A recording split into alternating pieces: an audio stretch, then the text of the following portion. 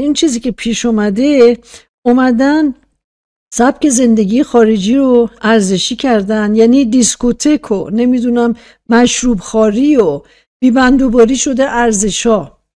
و حالا این به قول شما کنار رود زاینده رود یا همین شمال خودمون این همه آدم تمام آخر هفته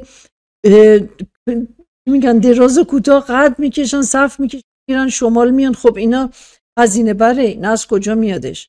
یعنی میخوام بگم خوشی و شادمانی رو تعریفش عوض شده. برای همینه که این نارضایتی ایجاد شده. من الان 3600 کیلومتر دور ایران گشتم.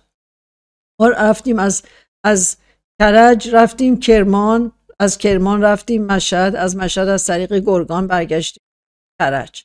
3600 کیلومتر رفتیم و این کشور رو شما نگاه میکنین، این همه امکانات، این گستردگی، این همه زیبایی. البته چیزایی منفی هم دیدیم، حالا در برنامه بهش میپردازم. اما با خودم فکر کردم که بیخود نیستش که این بیگانگان و این دشمنان قدر دشمن ما هستن، برای اینکه حسودن، حسادت میکنن به دارایی ما. کوه‌ها و تپه‌هایی میدیدیم رنگ و رنگ خوشگل، یکی قهوه‌ای، یکی نمیدونم رنگ فیروزه‌ای، چی نه، تمام معادن، همه جایی هستش که هنوز دستم نخورده.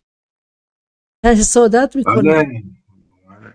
ایران، ببین خانم زمان، ایران اصلا تو منابع قدیمی غربی بهشت میدونستن، پارادایس یا بهشت هم از کلمه پرشن یا اینا همش از یادش.